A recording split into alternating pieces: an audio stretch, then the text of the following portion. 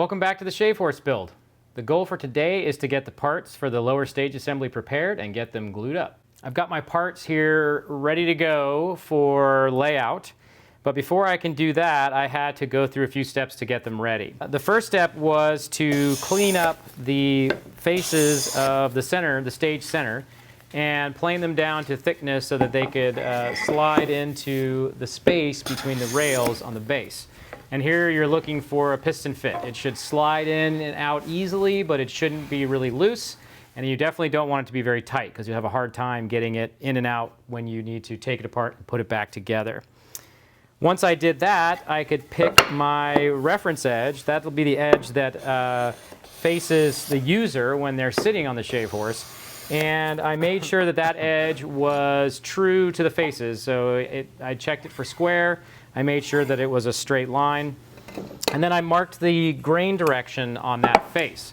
Once I was done prepping the stage center, I could move on to the sides. Now, the sides, you have to be picky about what edge that you put in certain places. You want to make sure that the edges facing the user that are going to be flush with the stage center, you want to make sure that the grain is all running in the same direction. This will make your job of cleaning the glue up, cleaning up the glue up after it's done so much easier because you can just plane in one direction without any tear out.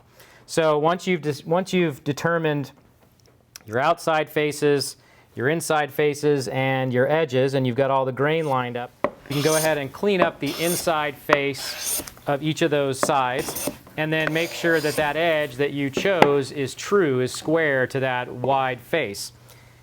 Once you've got the inside faces cleaned up and the reference edge chosen and trued up, you want to take one last step and make sure that the bottom edge of each of those stage sides is square to the reference edge. And that's because when you go to glue up this assembly, if you keep the reference faces all flush with one another, then you should be able to very easily tell whether the bottom edges are coplanar. And they need to be coplanar because that's what allows the part to sit flat on top of the base when you slip it into place. The easiest way to go about that is, in this case, rather than planing the end grain, is to go ahead and adjust anything that's out of square by planing the long grain, which is your reference face. Just make sure that you go back and replace any orientation marks that you plane off, and be really sure to check that inside face against the edge for square when you're done. You don't want to square up this dimension and then come back and change the shape of this edge. So make sure everything's good and square, make sure everything's lined up, and now you're ready to lay out the mortise and chop the mortise and then get ready to do the glue up. Before we start the layout, it's important to note that each of these three parts is, in the cut list, is a ½ inch longer than the measurements in the detailed drawings. And that's because we glue up the entire assembly first, and then we cut the angle we want for the stage off the top. And I wanted you to have enough material to have something to start a saw in if you were using a chop saw. There's nothing worse than having a cut go out of angle because there's not enough material for it to get a good solid start in. So keep that in mind when you're laying out these parts. All the measurements come off of the bottom edge, and that's because we know at some point we're going to be cutting the top off. So let's go ahead and separate these parts out and get started on the layout. So this is the top of my French triangle, so I know this is the top of the part. So I'm going to be taking my measurements off of here. And for those of you playing along at home, this is page 3 of the drawings. The first thing I'm going to do is lay out the break point in the slope that goes inside the stage assembly, and that is also the point where the bottom of the stage sides stop. So once I have that measurement, I can use a knife to square it all the way around.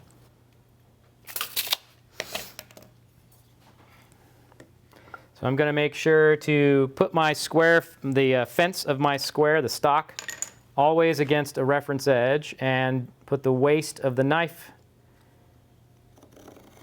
towards the bottom of the part.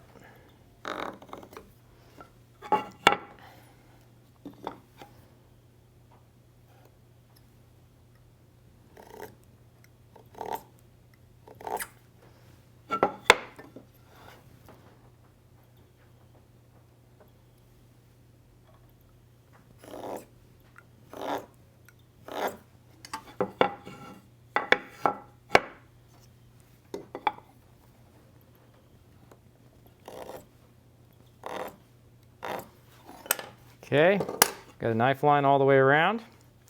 And one way to check your work right now is to make sure that if you put this stage side, the base of the stage side on the knife line, your part should just about be close to flush at the top. If you don't have a stop on your saw, or if you cut these by hand, there might be some small variation, but it should be relatively close to flush at the top. So mine checks out, I'm happy there. The next thing to do is to measure up for the top and the bottom of the mortise. And lay this out in pencil at first, and then I'll come back once I have my boundaries set. I'll come back and knife it all in. So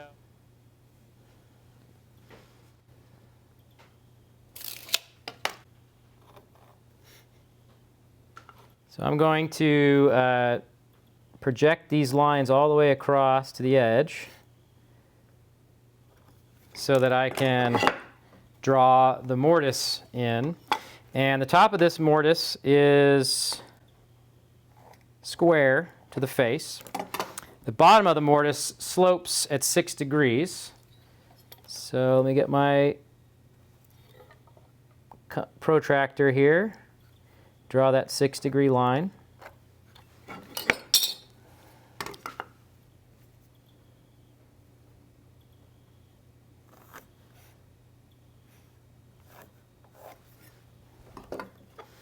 Okay, so we've got a wider entry side and a narrower exit side. And we want the mortise to be 1 inch wide, so I can get an approximate setup.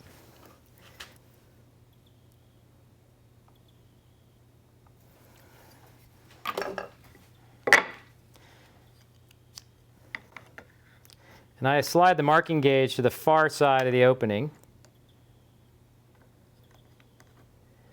And then I'm just going to press it in.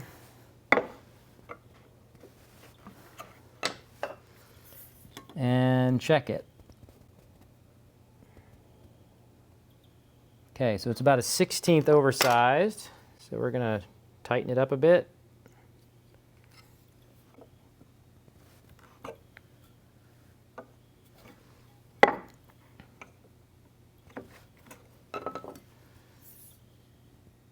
And if you don't want to be super precise here, you don't have to. You're just trying to get it about 1 inch wide.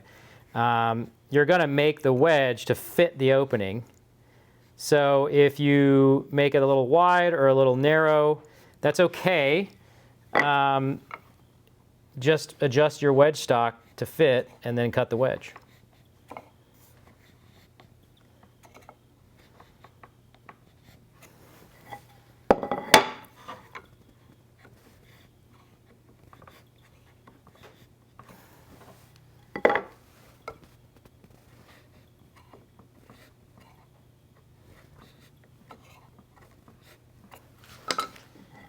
Okay, and the last step is to go ahead and knife the top and the bottom in.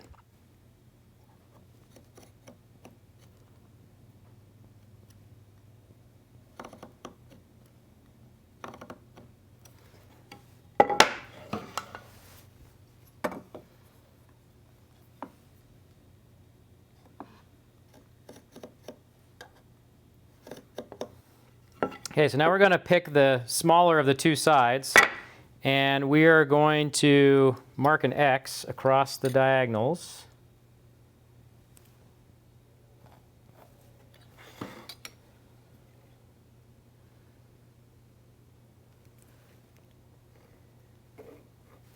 And I'll take a 7/8 drill bit or a 15/16 drill bit, and I will drill this waist out about as far down as I can get. To get this point on the other side, so if you want to drill halfway from each side to prevent blowout, you can actually use the 45-degree fence on your combination square to draw this X.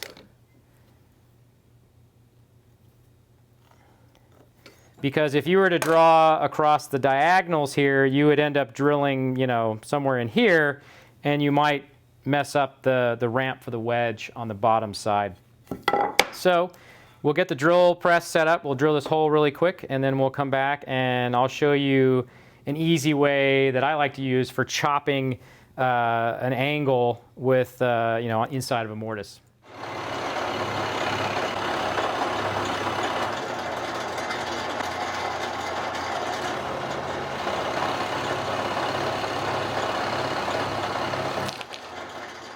One thing I forgot to mention earlier was that you could check your layout on this part by comparing it to the rails on the base. And basically, if you line your knife line up with the top of the rail, you should have this top line of the roof of the mortise should be above the bottom of the rail. And that's because you want the pressure from the wedge to be pressing only against the rails and not against the roof of the mortise. That's what keeps it tight. So, you know, if you're checking your layout before you drill your holes, you know, make sure that the top edge of the mortise is just slightly above the bottom of the rail. So now we got to go ahead and chop this thing out. So here's my setup for mortising the hole for the wedge to pass through. You got to have something to protect the top of your bench, preferably something dense. So you got to clamp it in at least 2 places. You don't want the part moving around. That's how you get hurt. And you know, you just don't have the control you need. And the key to excavating any opening with a chisel is to make sure the waste has somewhere to go. So that's why we drilled this hole first. If you just start driving a chisel in, the chips don't have anywhere to fly to, and the chisel gets wedged, and you just run into problems. So what I'm going to do here is I'm going to take small bites, and I'm going to be basically cutting across the grain. I want to break that grain. Paring along the grain is the easy way to cut. But the problem is, if you just drive a chisel in like this, the grain is going to bend. It's not going to sever. And so you have to sever the grain first before you can try to knock the waste out of the way. So we'll just go straight down. I'm got my body positioned so that I can see the back of the chisel. I can tell whether it's plumb or not. And I'm taking pretty small bites. This ash is a little harder to cut, so I want to be patient. Move to the other side. And I'm only going about halfway down. You want to meet in the middle.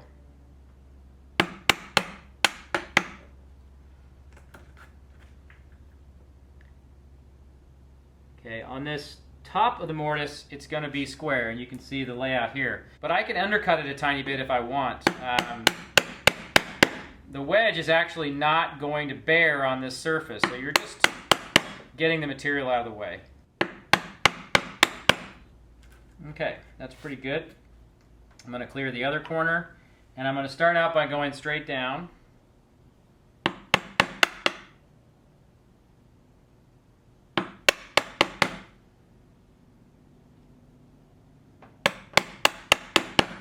I'm going to get within a 16th to a 32nd of where I want to go, where I want to stop.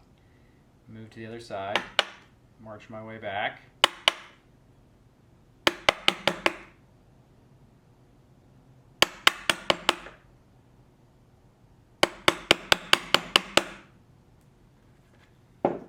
Okay, and then for these paring cuts, I'm basically just going to lean on the chisel. I've got the chisel trapped between these 2 fingers. This finger is pulling it back against the wall.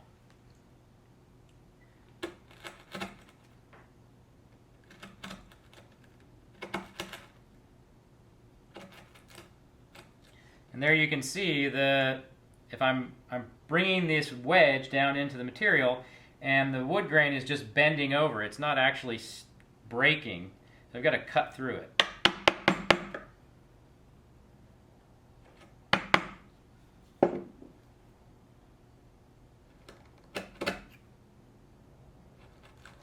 Here I'm putting my chisel right in the knife line.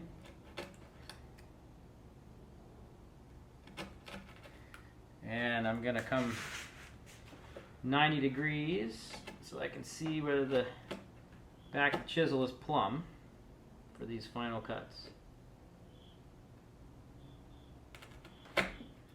Okay, so now we've got 3 of the 4 walls cut more or less plumb and square. Now we've got this angle that's at 6 degrees. So I have a paring block that I've got. It's got a 15-degree angle on one side and a 6-degree angle on the other. And those are the 2 angles that mortises that I chopped for these parts. And what I'm going to do is pull this clamp off and position this block so that it's in line with the mortise. And I'm going to just put a little bit of pressure on it, and then I'm going to adjust it with a mallet. Right now I can see I need to come up tighter.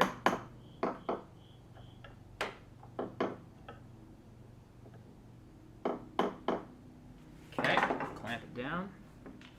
And I'm going to actually step down into the mortise and take some of the waste out of the way again. And I'm just kind of trying to get the back of the chisel parallel to this block. And I'll work my way up.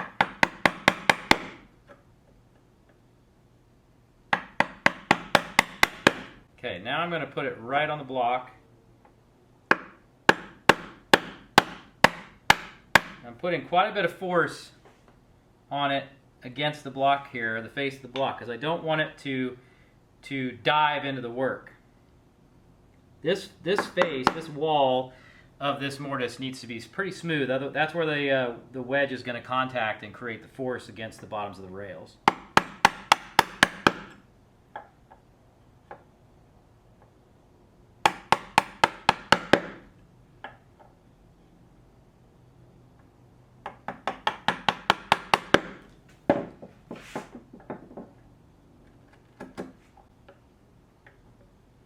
If this was a softer wood like cherry, I would probably have chopped it very close and then just push the chisel through the work, just done a paring cut.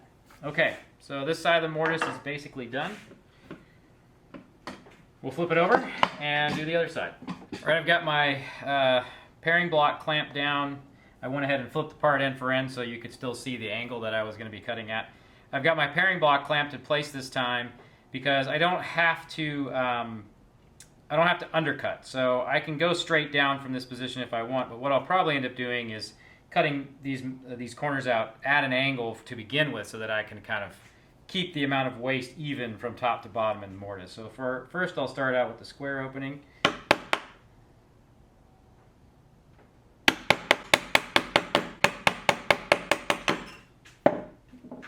Okay, so now I'm going to bring the bevel up and drop it into the knife line. Go straight down. Okay, on to the other side. This is where having the plywood comes into play, because it seems like every time I hit that last hit, it goes through and hits the plywood and bounces off the plywood and puts a little mark in it. And you can see that I'm resting the chisel against this top edge after I set it. And what that does is it starts out at a pretty steep angle, well, or a pretty shallow angle, and it gets steeper and steeper as you go because it's pivoting on this point. And when you get to the end, you've got angled waste for your angled cut. It also makes sure that you don't cut into the material that you want to keep.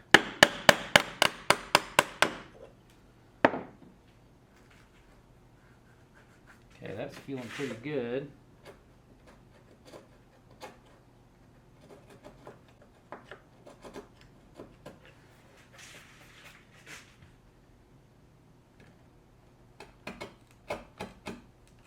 Okay, I can take this off now.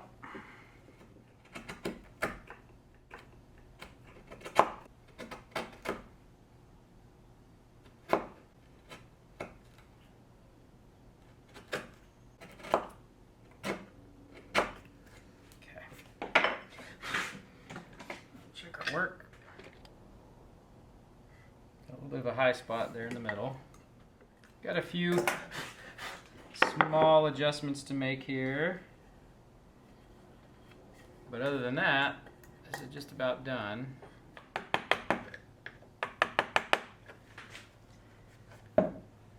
One thing you may notice when I'm handling this chisel, I almost never hold it by the handle. I don't, except for maybe when I'm pushing or steering, like in a slicing cut. I don't even pick these chisels up by their handles because they're socket chisels, and inevitably the weather will have changed, the handle will have shrunk, and if I pick it up, the tang or the chisel itself just falls off the handle, and of course it goes to the ground and chips the edge. So most of the handling of a chisel when I'm chopping or paring or anything, other than to steer or push or hit with the mallet, is done on the metal part. And I think that you have a lot more control that way. So this mortise is done.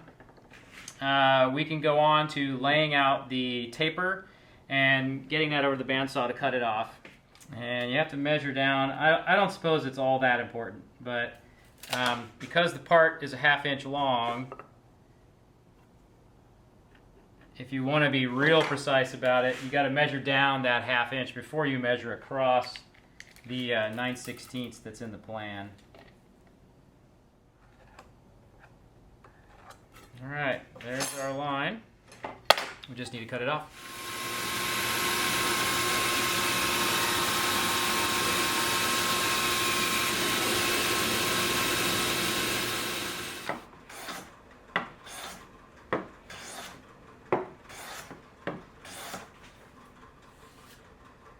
Okay, I'll have to clean this part up a bit, but it looks like it's just about ready for glue up.